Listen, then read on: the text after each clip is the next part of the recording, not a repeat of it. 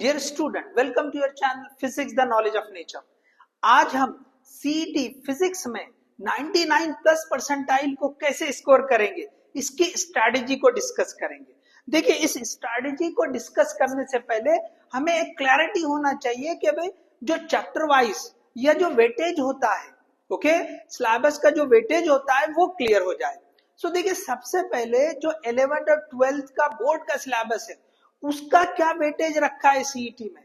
तो जो 12th का सिलेबस होता है उसमें 80% वेटेज है, उसका 80% वेटेज रहेगा, और जो 11th का पोर्शन है वो 20% का वेटेज है। तो यहाँ पे पूरे 11 के चैप्टर्स नहीं, 11 से 10 चैप्टर्स है और 12 से पूरे चैप्टर्स है। तो ये सबसे पहले क्लैरिटी होना है। तो 12 के पूरे चैप्टर हमने यहाँ लिस्ट कर चुके हैं, ठीक है, और ये जो 11 के जो 10 चैप्टर्स है यहाँ लिस्ट करें। तो इसमें से आपको एक एक क्वेश्चन आएगा, okay, each question from one chapter. तो ये जो है ना चैप्टर वाइज वेटेज है, यहाँ पे ये हमने मेंशन कर दिया, चैप्टर वाइज वेटेज यहाँ लिखा है। तो देखो यहाँ पे जो रोटेशनल डायनामिक्स या जो पहला दूसरा तीसरा चौथा चैप्टर है till thermodynamics, they are having the weightage of 3 questions और you can say 3 marks, okay. ये जो है ना पूरे 40 मार्क्स को यहाँ पे डिस्ट्रीब्यूट किया हुआ है। सो लगभग यही वेटेज रहता है, ओके। तो इसमें हमने जो है ना यहाँ पे ये जो फर्स्ट 4 चैप्टर यहाँ तक देख लीजिए। इसके बाद ऑसिलेशन को 2 चैप्टर का वेटेज है, superposition of waves, wave optics and electrostatic, इनको फिर से 3-3 मार्क या 3-3 क्वेश्चन का वेटेज है। इसी तरह करंट इलेक्ट्रिसिटी को 2 जो है क्वेश्चन या 2 मार्क का वेटेज है। देखिए यहाँ जो करंट इलेक्ट्रिसिटी है, ओके, जो हम नीट में पढ़ते हैं, ओके, सीबीएसई में पढ़ते हैं, वो 11 12th मिला के जो है होता है। यहाँ पे आधा सिर्फ 12th के बोर्ड का जो सिलेबस है वो देखना है। सो 12th के बोर्ड में ये चैप्टर बहुत बड़ा नहीं है, सो यहाँ पे सिर्फ 2 ही जो है क्वेश्चन उसके लिए है। इसी तरह magnetic field of electric current एक बड़ा चैप्टर है, तो इसके लिए 3 क्वेश्चन है। मैग्नेटिक मटेरियल बहुत छोटा क्वेश्चन, उसके लिए 1 question. EMI, AC, dual nature, okay, ये तीनों के लिए 2-2 जो है क्वेश्चंस है, ओके। और साथ में एटम्स और न्यूक्लियस दोनों मर्ज करके चैप्टर है, तो यहाँ पे 3 क्वेश्चन, और फाइनली सेमीकंडक्टर के लिए 2 क्वेश्चंस है। तो ये जो है ना चैप्टर वाइज वेटेज है।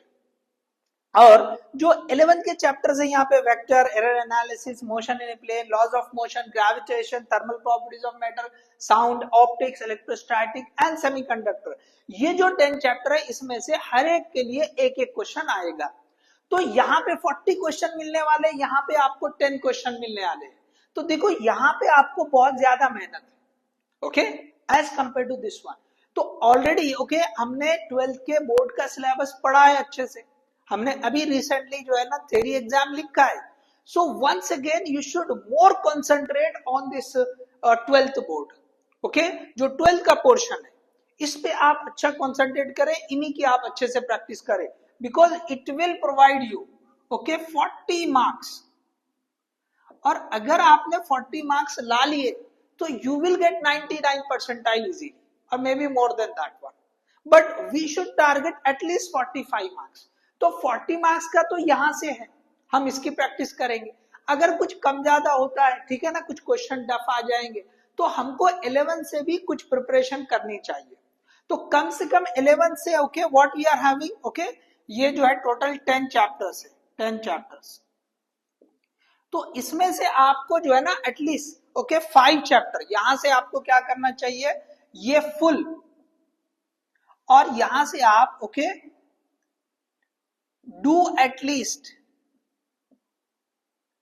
5 चैप्टर्स, इतना आपने करना चाहिए, मिनिमम 5 चैप्टर। तो कौन से 5 चैप्टर करें, देखो 12 के लिए तो कोई मसला नहीं है, पूरा पढ़ना है तो पूरे के लिए प्रैक्टिस करना है। जिसको भी 99.9 तक जाना है, ओके, तो उन्होंने तो पूरा एकदम 100% 12 का बोर्ड करना है, ओके। और उसके बाद इसमें से कम 5 चैप्टर आपने तैयारी करना है।